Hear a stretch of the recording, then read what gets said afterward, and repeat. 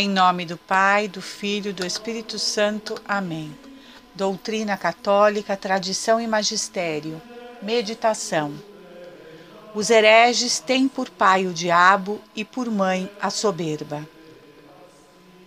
Disse Sua Santidade o Papa Leão XIII.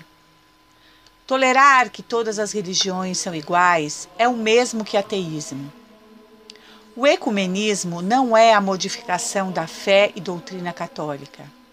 Não se trata de mudar o significado dos dogmas, de adaptar a verdade aos gostos de uma época. O Papa Pio XI lembrava que a única religião verdadeira é a católica e que a Igreja de Deus tem que ser visível, enquanto que os ecumênicos julgam que a Igreja perceptível é uma federação de várias comunidades cristãs, embora aderentes, cada uma delas a doutrinas opostas entre si.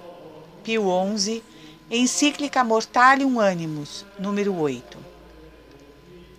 Santa Teresinha do Menino Jesus dizia: Deus não quer um coração dividido, quer tudo ou nada. O anticristo se apresentará como cheio de respeito pela liberdade dos cultos, pela liberdade religiosa, uma das máximas e uma das mentiras da besta revolucionária. Dirá aos budistas que é um Buda, aos muçulmanos que Maomé é um grande profeta. Talvez até irá dizer, em sua hipocrisia, como Herodes, seu precursor, que quer adorar a Jesus Cristo. Mas isso não passará de uma zombaria amarga. Malditos os cristãos que suportam, sem justa indignação, que seu adorável Salvador seja posto de lado a lado com Buda e Maomé, cultuando falsos deuses. Diz a Sagrada Escritura: nem todo aquele que me diz Senhor, Senhor, entrará no reino dos céus, mas sim aquele que faz a vontade do meu Pai que está nos céus. Muitos me dirão naquele dia: Senhor, Senhor, não pregamos nós em vosso nome, e não foi em vosso nome que expulsamos os demônios e fizemos muitos milagres? E, no entanto, eu lhes direi: nunca vos conheci. Retirai-vos de mim, operários maus. Mateus 7, 21, 23. Valendo-se da infiltração de teólogos protestantes e do lançamento das primeiras sementes daninhas desta farsa monstruosa denominada ecumenismo, deu-se início, após a instalação do Concílio Vaticano II, ao processo de dessacralização, profanação, sacrilégios e heresias na Igreja de Cristo. E que hoje, passados 50 anos, tomou conta dela, corroendo-a e destruindo-a, inapelavelmente, em todo o mundo, com raríssimas exceções, pois prometeu nosso Senhor que o inferno não iria prevalecer contra a sua Igreja. Abrindo-se a Igreja com o intuito de atrair o mundo para dentro dela, se subestimou o poder do espírito do mundo, que é o espírito de Satanás. Então, esta grande força sedutora gradualmente foi seduzindo e levando a Igreja para dentro dele, o mundo, e a partir daí deflagrando todo esse processo degenerativo denominado apostasia. Diz a Sagrada Escritura: não ameis o mundo nem as coisas do mundo. Se alguém ama o mundo, não está nele o amor do Pai. Porque tudo o que há no mundo, a concupiscência da carne, a concupiscência dos olhos e a soberba da vida, não procede do Pai, mas do mundo. O mundo passa com suas concupiscências, mas quem cumpre a vontade de Deus permanece eternamente. 1 João 2, 15 e 17. Por isso é que os apóstatas, sejam eclesiásticos ou leigos, que estão a desfrutar da porta larga, com seus confortos, mordomias e prazeres, quando são apontados como traidores do autêntico Evangelho e da autêntica doutrina católica, defendem-se atacando com respostas típicas daqueles que já pertencem ao mundo. É um grupo de fanáticos, fundamentalistas e tradicionalistas. Se ter o máximo de zelo por Deus, seus mandamentos, sua palavra, a Bíblia e o Evangelho, sua igreja, os sacramentos, os dogmas, a doutrina de 2000 anos, Nossa Senhora, os santos, os anjos, é ser taxado pelos mundanos como tal, tudo bem, sejamos tudo isso então. Pois devemos preferir todos os adjetivos que possam exprimir que somos extremados e exagerados em cuidados com tudo que diz respeito a Deus, do que ser chamado e sentir no íntimo da consciência ser um apóstata. Apóstata que também quer dizer enfraquecido na fé, sem zelo, descuidado, indolente e relaxado com os assuntos de Deus e de sua igreja. Tenhamos a preferência sempre de ser enquadrados no primeiro caso. Com certeza Deus também, porque Ele mesmo afirmou: este povo honra-me com os lábios, mas o seu coração está longe de mim. Em vão, pois, me cultuam, porque ensinam doutrinas e preceitos humanos. Isaías 29, 13. E Jesus acrescentou: na realidade, invalidais o mandamento de Deus para estabelecer a vossa tradição. Marcos 7, 6, 9. Essas palavras de nosso Senhor Jesus Cristo explicam a dessacralização, as profanações, os sacrilégios e heresias que assolam nossa Igreja Católica e principalmente a Santa Missa há tantos anos. Santo Inácio de Antioquia advertia seus fiéis para que se abstivessem das ervas nocivas que Jesus Cristo não cultivava, porque estas não são da plantação do Pai. Disse Santo Agostinho essas fortes palavras. Infelizmente, muitos, tomando de alimentos estranhos e nocivos, pensam estar na igreja, mas na realidade estão fora dela. São Cipriano de Cartago completa dizendo: estão mortos, pois todos os que estão fora da igreja pertencem aos mortos. Fonte São Cipriano de Cartago, Carta, Baia 257.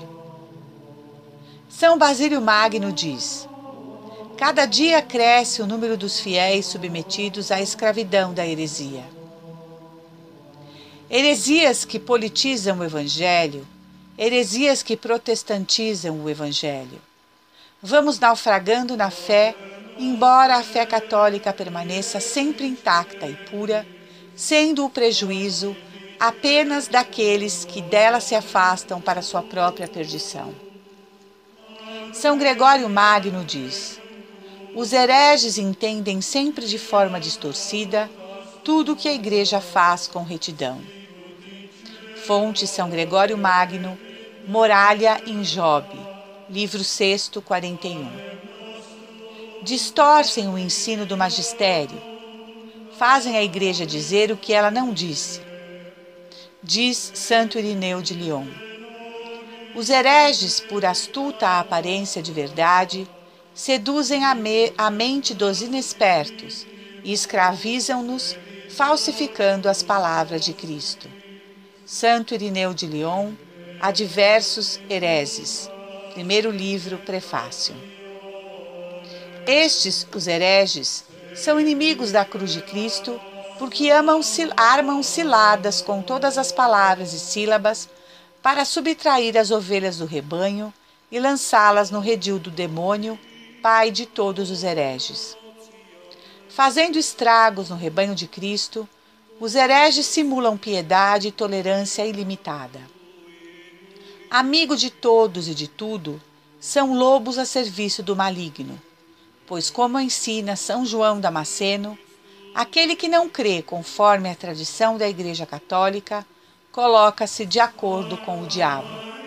Fonte São João Damasceno, Exposition de la Fé. Trocam a fé católica pela heresia, ficam de fora da comunhão e deixam de serem seguidores de Cristo pois uma pessoa que não confessa a verdadeira fé está fora da comunhão dos santos. Não é, portanto, seguidor de Cristo aquele que não é chamado cristão segundo a fé verdadeira e o ensinamento católico. Portanto, em certos casos, faz-se necessário a dureza das palavras, principalmente quando tratamos com lobos obstinados, como fazia São Jerônimo, tendo os hereges como inimigos pessoais. Dizia o santo: basta responder que nunca poupei os heréticos e que empreguei todo o meu zelo para fazer dos inimigos da Igreja meus inimigos pessoais. Fonte São Jerônimo, Diálogo com Pelágio, prólogo 2, página 23. A origem de onde nasceram e continuam nascendo as heresias é a seguinte: há mentes perversas e sem paz que, distorcendo com sua perfídia, não podem suportar a unidade. Diz São Cipriano de Cartago: os hereges são mestres na arte de corromper a verdade. Eles enganam com bocas de serpente, vomitando de suas línguas pestilentas peçonhas mortíferas. Os seus discursos brotam como chaga cancerosa. O trato com eles deixa no fundo de cada coração um veneno mortal. Fonte, capítulo 10, Como surgem a maldade e as heresias. Cipriano de Cartago, em A Unidade da Igreja Católica. Tudo isso fruto da soberba, que é a mãe de todos os hereges. Não ensinam mais a fé católica. Não defendem mais a fé católica. Quando Nosso Senhor, lamentavelmente, não reina pelos benefícios ligados à sua presença, reina por todas as calamidades inseparáveis de sua ausência. Disse o Papa Agatão: quem reza com hereges é um herege. Não podemos substituir a doutrina bimilenar da Santa Igreja por uma atitude pastoral. Não existe atitude pastoral separada do ensinamento perene das Sagradas Escrituras, da doutrina, da tradição, dos dogmas, sacramentos, dos mandamentos e do magistério da Igreja. Não podemos, em nome de um falso ecumenismo, um ecumenismo diabólico, tentar unir as religiões sob a alegação de que assim teremos a paz. Todos sabemos que o único que pode nos trazer a paz é Jesus Cristo através de sua Igreja, a católica, e não a união das religiões e das seitas às custas da apostasia da verdade, ou seja, do abandono da verdade que é Cristo. Quando esta impostura religiosa estiver concretizada, o anticristo dirá que é o Messias desta nova religião, glorificando-se a si mesmo no lugar de Deus e de Jesus, o verdadeiro Messias encarnado. Avisar sobre o pecado e o risco da condenação é o maior ato de amor maternal da Igreja. E esta deve ser a tarefa básica do Papa. O mandato de Jesus Cristo a Pedro é confirmar a fé dos nossos irmãos para não confundir, perturbar e induzir em erro. De acordo com o Evangelho, deve-se falar com absoluta clareza, como disse Jesus, sim em caso afirmativo e não em caso negativo. Mais do que isso vem do maligno. Mateus 5,37. Devemos, portanto, permanecer apegados a nosso Senhor Jesus Cristo.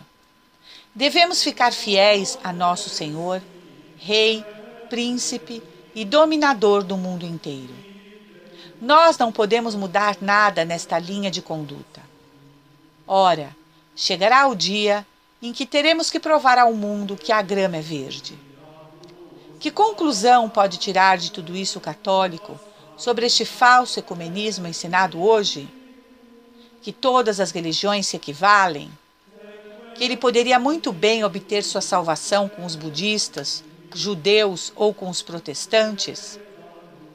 Agora se diz abertamente: a Igreja não é senão um fermento espiritual na sociedade, mas em pé de igualdade com as outras seitas e religiões, um pouco mais que as outras, talvez. Neste caso, a Igreja seria apenas útil, mas não necessária.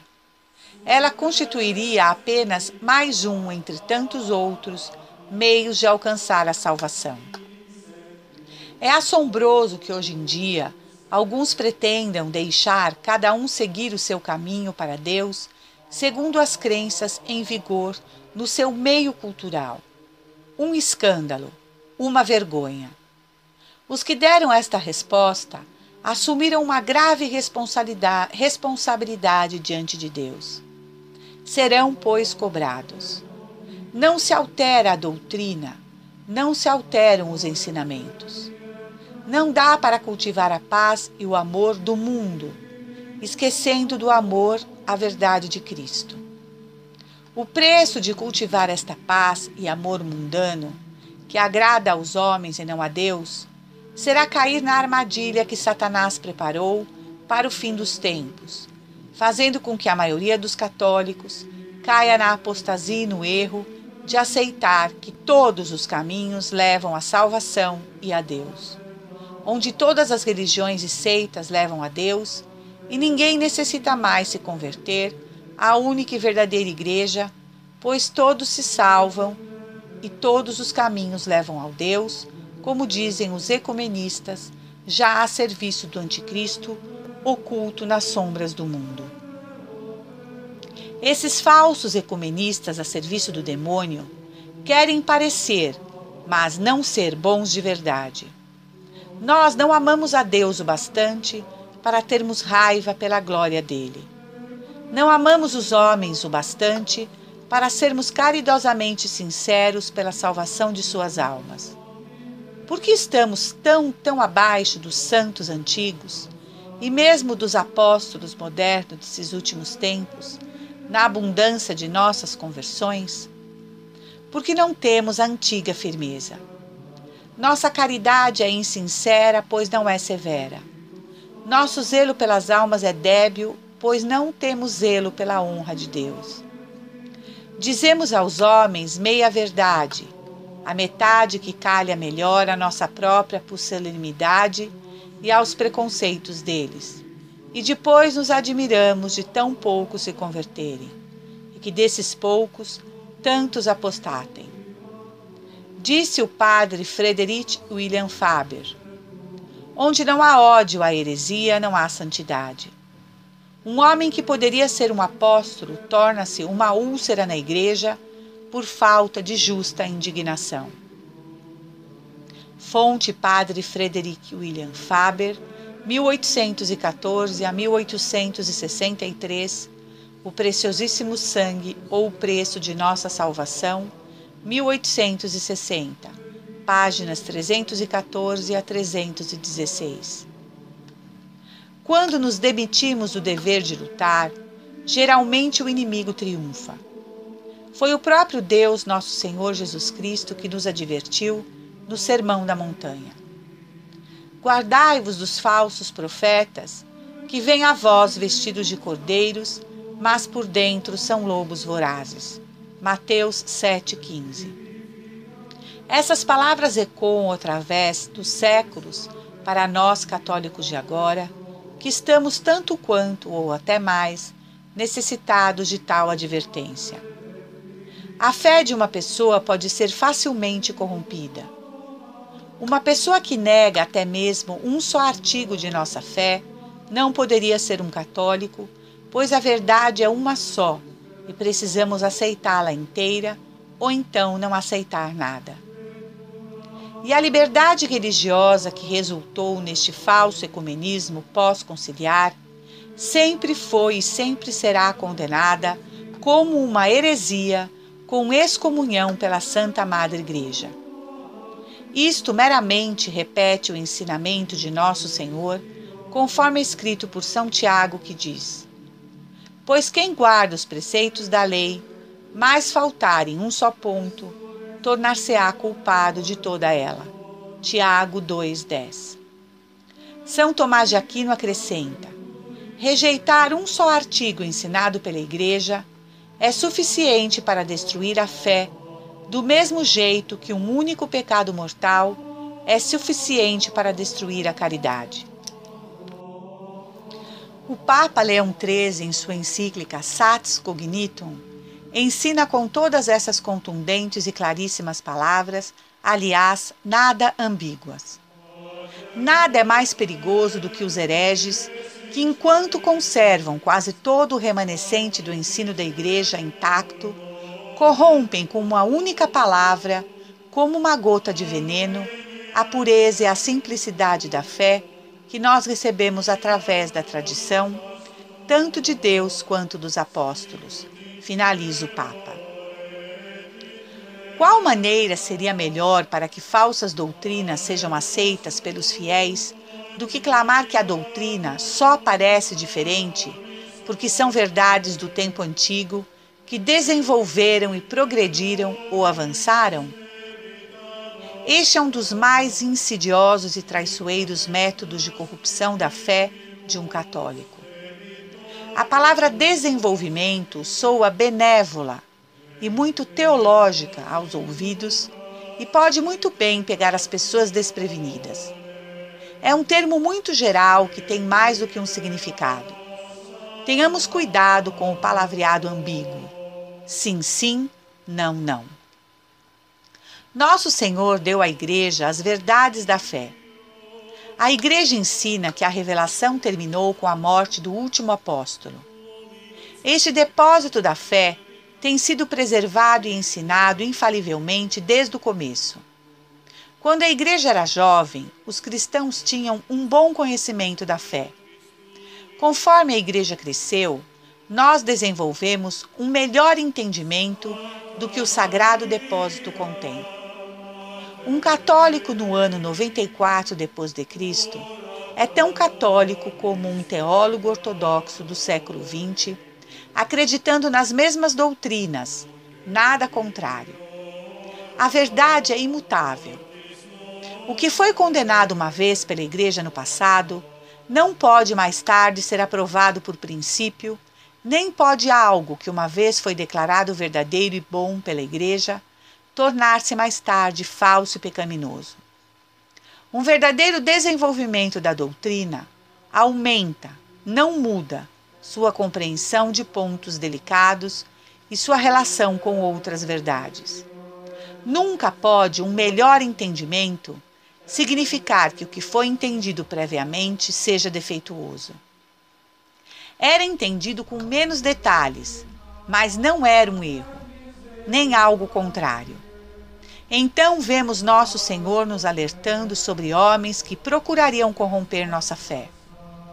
Hoje em dia, tais homens muito frequentemente vestem a pele de cordeiro do desenvolvimento doutrinal para enganar católicos incautos, a fim de que acreditem em doutrinas diferentes do que a que lhes foram ensinada previamente pela Igreja, e que jamais mudarão, simplesmente porque não podem ser mudadas. Diz a Sagrada Escritura: há apenas pessoas que semeiam a confusão entre vós e querem perturbar o Evangelho de Cristo. Mas ainda que alguém, nós ou um anjo baixado do céu, vos anunciasse o Evangelho diferente do que vos temos anunciado, que ele seja anátema, excomungado. Gálatas 1, 7, 9. São Paulo nos dá um princípio para lembrarmos. Irmãos, ficai firmes e conservai os ensinamentos que de nós aprendestes, seja por palavras, seja por carta nossa. 2 Tessalonicenses 2,14. E essa verdade imutável é encontrada na tradição.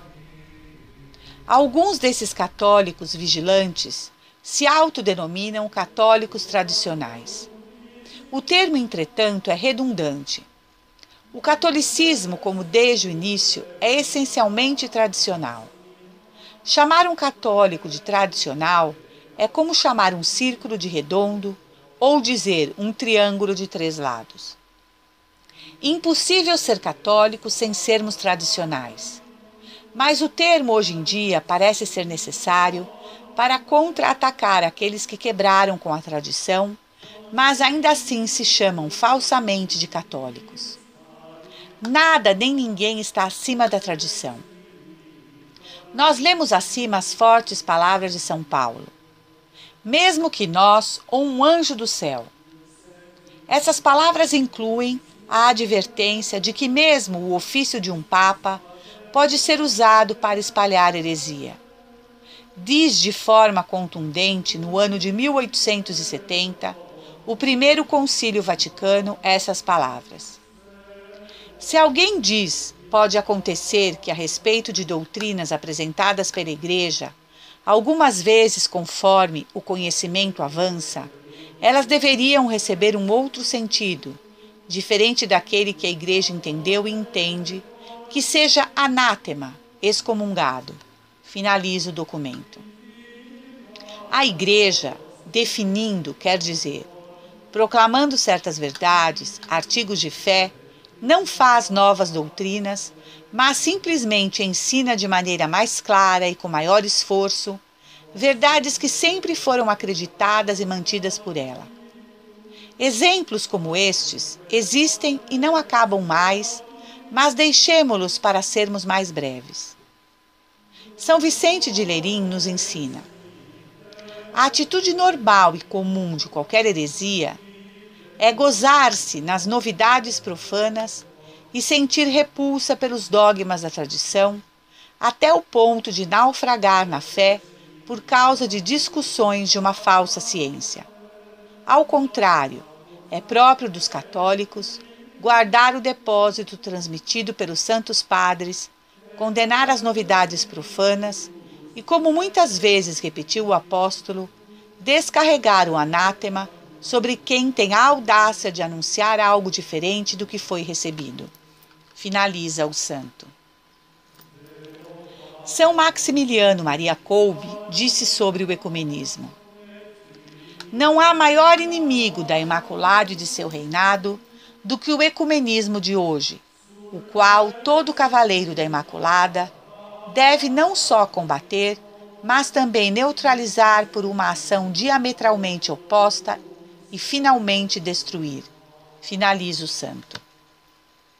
A coroa que irá triunfar não pode ser da estirpe de Henrique VIII, de Lutero, de Maomé ou de Buda, mas da estirpe da Virgem Maria. E este tipo de gente vai adentrando templos católicos. Mas pergunto eu, para pregar o quê? Ensinar o quê? O que temos para ouvir ou aprender de hereges que estão em excomunhão com a Igreja Católica? Vamos colocá-los de terços nas mãos, mostrando o caminho errado em que estão, para que mudem para a única religião verdadeira? Um falso ecumenismo sempre condenado pela Igreja, que nunca permitiu que seus fiéis se juntassem com hereges para rezar. Dizem os ecumênicos: o que nos une é muito maior do que aquilo que nos separa. Essa frase demoníaca e mentirosa é o que se repete à exaustão quando se quer a marcha forçada promover um ecumenismo que vai contra os ensinamentos do magistério infalível da Igreja. Devemos estar sempre com os 20 séculos da Igreja e com todos os santos e santas do céu. Em relação ao ecumenismo, ou melhor dizendo, à unidade cristã, é essa a caridade que todo católico deve objetivar. Trazer a verdadeira e a única Igreja, os cristãos separados e cismáticos, para que tenham acesso aos sacramentos e à verdade, e assim à salvação. Em outras religiões, entre aspas, e seitas, se deve praticar a evangelização, não o ecumenismo. Deve-se ensinar, não dialogar. O que se deve buscar é a conversão deles, porque são pagãos. Seus deuses não são deuses. Sua doutrina não é a doutrina de Cristo. O que jamais podemos fazer é abdicar da verdade. Ecumenismo não pode jamais ser sinônimo de sincretismo. Diz o Concílio de Cartago, 257 d.C. Não se deve nem rezar, nem cantar salmos com heréticos, e quem quer que venha comunicar-se com aqueles que estão cortados da comunhão da Igreja, seja clérigo ou leigo, seja excomungado. No concílio de Laodiceia, 390 depois de Cristo, aprendemos. Cânon 33. Ninguém deverá rezar em comunhão com heréticos e cismáticos. Cânon 6. Não é permitido a heréticos entrar na casa do Senhor enquanto eles continuarem na heresia. O terceiro concílio de Constantinopla, 680-681 depois de Cristo. Se qualquer eclesiástico ou leigo vier a entrar em uma sinagoga dos judeus ou casas de encontros dos heréticos para integrar em orações com eles, que seja deposto e privado da comunhão. Se qualquer bispo, padre ou diácono vier a integrar uma oração com heréticos, que seja suspenso da comunhão. Poderia multiplicar os exemplos destes ensinamentos dos doutores e santos da Igreja, mas bastam para indicar o ponto desta questão. Devemos estar prontos e submissos para aceitar e obedecer em tudo o que for conforme nossa fé católica, tal como é ensinada durante 2000 anos, desprovidos de qualquer sentimento de vaidade, arrogância, soberba ou orgulho, mas apenas e simplesmente fundamentado em toda a doutrina católica. E como diz Santo Agostinho, esta é a Igreja Santa, Igreja Una, Igreja Verdadeira, Igreja Católica, que, combatendo sempre contra as heresias, tem que lutar, mas não poderá jamais ser vencida. Fonte, de símbolo, Sermão 1 para Catecúmenos, capítulo 6. Finalizo esta meditação novamente citando São Tomás de Aquino.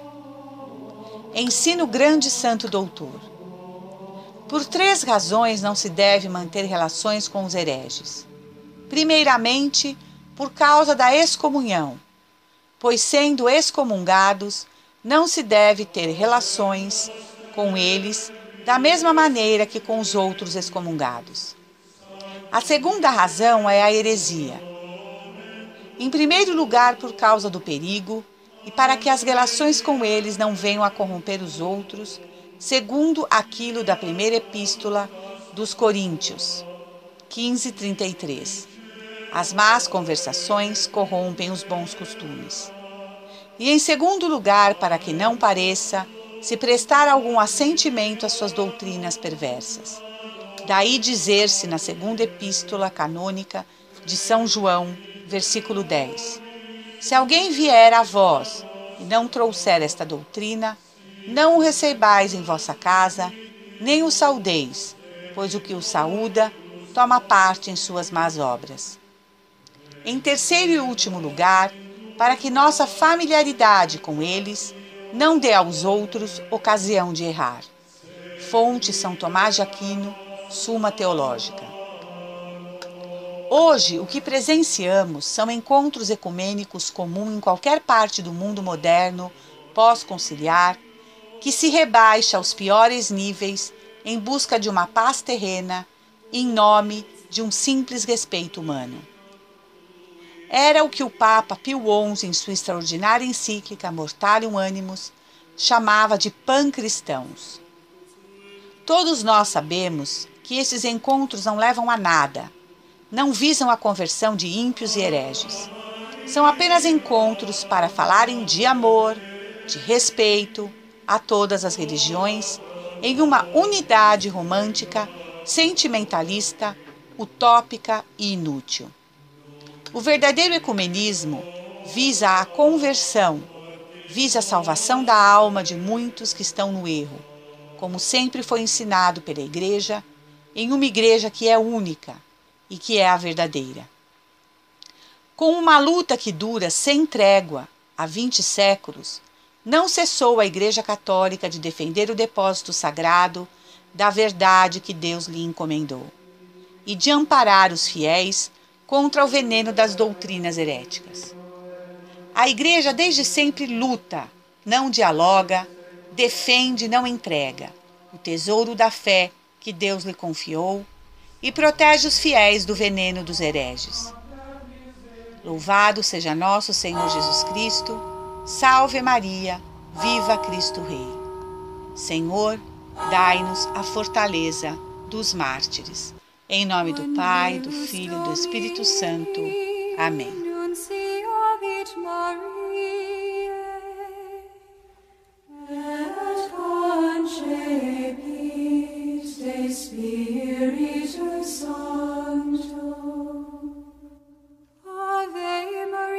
Gratia plena Dominus tecum, benedicta tu in mulieribus, et benedictus fructus ventris tui, Iesus.